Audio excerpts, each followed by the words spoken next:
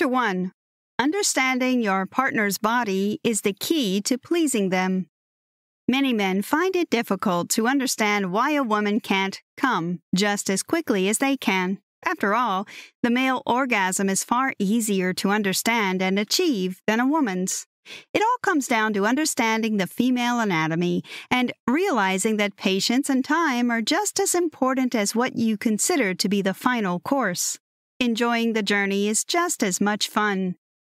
She Comes First debunks the myths you might have heard about the female sexual response and teaches you that at the end of the day, the best way to take a woman to the brink of sexual climax is to use what is in your mouth, your tongue. Women orgasm far more reliably through oral sex than penetrative sex. The key to a long-lasting and enjoyable relationship is sexual equality. That means giving the woman in your life just as many orgasms as you have. If the female orgasm has always been somewhat of a mystery to you, learning to use your tongue is the single best way to turn it all around.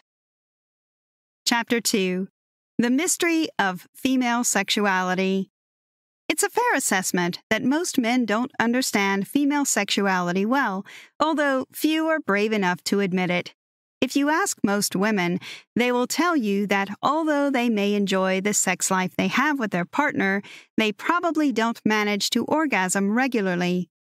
Most guys know more about what's under the hood of a car than under the hood of a clitoris. Ian Kerner. The problem is that even though most men may be mystified, few have the modesty and bravery to admit they're not sure what to do. Even fewer ask what feels good. Instead, they continue, simply assuming that what they're doing feels good for the woman in their life. She feels awkward or unsure what to say, so she takes whatever she's being given and pretends that she's enjoying it. It's a toxic combination that makes for an unfulfilling sex life. Many men aren't brave enough to ask for sexual directions, and many women are too shy to give them. Ian Kerner is an experienced clinical sexologist, but he's also someone who enjoys giving cunnilingus. He realizes that oral sex isn't just a precursor to penetration, in that, in effect, it is the best way for a woman to climax.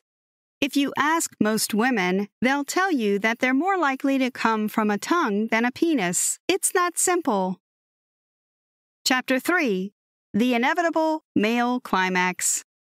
Men can orgasm quite easily, while some do find it harder than others, and perhaps some suffer from sexual dysfunction.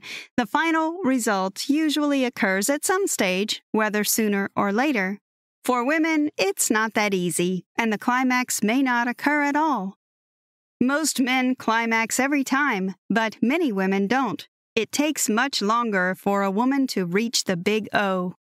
You've heard of ladies first when it comes to opening doors and pulling out chairs, but Ian Kerner suggests that we should be using the same way of thinking for sex, too.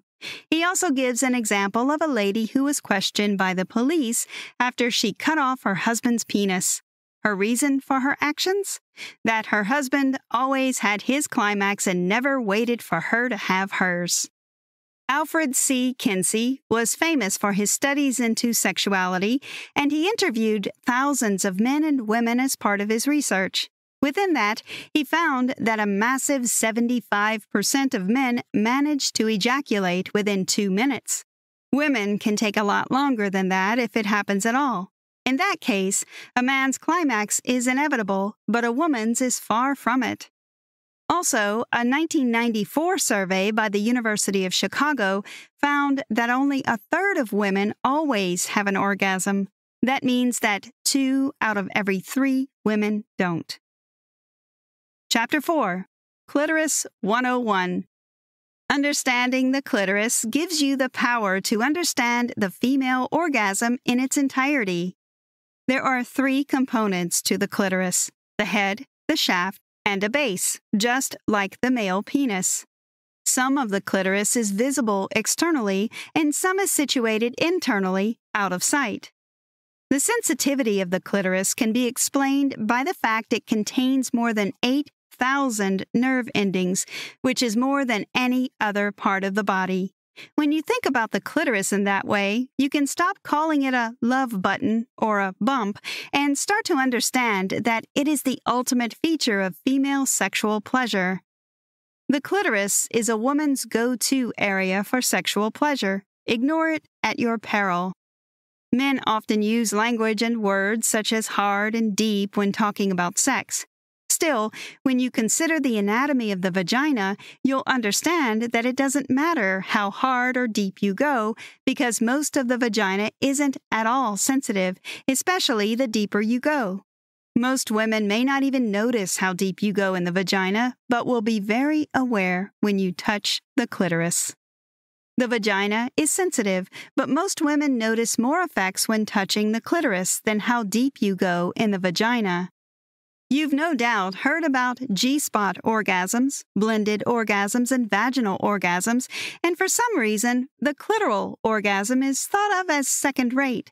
Perhaps because it's easier to come by, but it's by no means less explosive when it happens. There is no part of the female genitalia more sensitive than the clitoris, so focusing on this area makes sense. Did you know?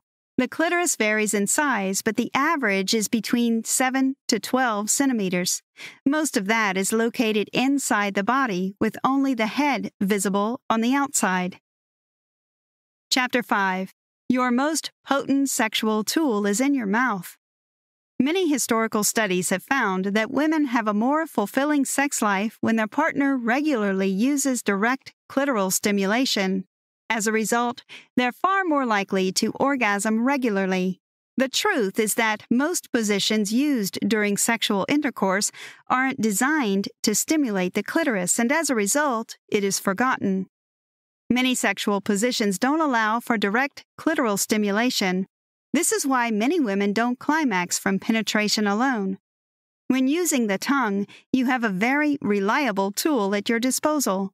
The tongue never goes soft or becomes overstimulated, and it's always there for you to use whenever you want. Despite that, you can't just use it any old way you please. You have to know what you're doing. That means understanding the pressure that your partner likes, the rhythm, and learning what cues to listen for. The tongue is mightier than the sword. Ian Kerner. You also need to have the right attitude towards oral sex. Not all men do. Many men start, their partner begins to enjoy themselves, and then the man stops, leaving her hanging and not quite reaching her climax. It's frustrating. It's essential to take your time when giving oral sex to your partner. Don't just start and then stop. Chapter 6. History has created a twisted image of female sexuality. Throughout history, as far back as Sigmund Freud, female sexuality has always been considered second class compared to men's. Perhaps this is because the male orgasm is so easy to come by, but female sexuality in general has long been seen as a portal for reproduction only. Women do not need to orgasm to become pregnant, which is probably a good thing for the human race. Female sexual pleasure was never considered a priority in early history. A little of this way of thinking still exists today, in some form. Sigmund Freud didn't help matters when he began talking about his theory on the clitoris and sexuality in general. Freud viewed the clitoris as a second-rate type of pleasure and focused his attention on the vaginal orgasm. He considered this to be a more mature and satisfying type of orgasm attained through sexual intercourse. Of course, we now know that very few women can achieve orgasm through penetration alone. As a result of all of this, female sexuality has been cloaked in misunderstanding and mystery. This may go some way to explaining why many women feel shy or ashamed at voicing what they enjoy and what they want in bed. It's time for this to stop. Female sexual enjoyment is just as important as male sexual enjoyment. Chapter 7. The Female Anatomy Explained. We've already mentioned that most men don't know what the clitoris is, or at least where it is. The reason is that there is a vast amount of confusion around the female anatomy. The female anatomy is a mystery to most men and many women, too. The most confusing part of the female genitalia is the vulva and the vagina. The vagina is the internal part where the penis goes and from which a baby is born. The rest of the genitalia is called the vulva and encompasses several other parts. These include mons pubis, the V-shaped mound which is covered in pubic hair; labia majora, the outer lips; labia minora, the inner lips; front commissure, the top of the inner lips where the clitoris begins; clitoral hood, the hood which goes over the top of the head of the clitoris and helps to protect it from being overstimulated; frenulum, where the inner edges of the inner lips meet. This is a very sensitive area; fourchette, the opposite to the front commissure. Clitoral glands or head, sits underneath the hood and is where around 8,000 nerve endings are concentrated. Perineum, the area of skin between the vagina and anus. The vagina, as we know, is the inner portion of the female genitalia, and it is vital in the reproductive process. Despite that, it doesn't have much to do with pleasure for most women. When not aroused, the vagina is just a tube around 3 to 4 inches long. However, it widens and deepens to accommodate the penis during arousal. Understanding the female genitalia is critical if you want to understand the female orgasm. It is not possible to help your partner orgasm if you don't know where everything is. Chapter 8. Why wet doesn't mean anything. There is a common thought that when a woman is wet, she is aroused and ready to go. The truth is somewhat different.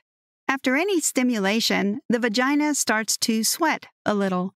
After that, the ducts situated just underneath the central opening to the vagina start to secrete thick lubrication designed to make intercourse more comfortable.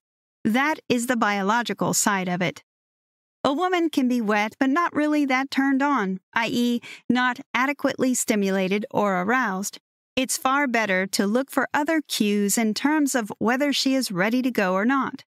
Look for flushed cheeks and chest, breathing changes, increased heart rate, the noises she is making, and what she is telling you. These will give you a better indication of whether or not she is aroused. Simply going by whether she is wet or not won't tell you whether she is genuinely aroused. Look for other cues, e.g., breathing and flushed skin. The female sexual response, i.e., the process from arousal to climax, is very different from what a man goes through. It's essential to understand this, to read the stage your partner is at, and then make changes to the pressure and rhythm of oral sex to maximize pleasure for her. The first phase is foreplay. At this time, blood flow to the pelvic area increases and the nerve endings in the genitals start to buzz. The clitoris also starts to swell and grow in size. The second phase is what Kerner calls core play. At this point, the muscles within the whole body tense, the vagina narrows.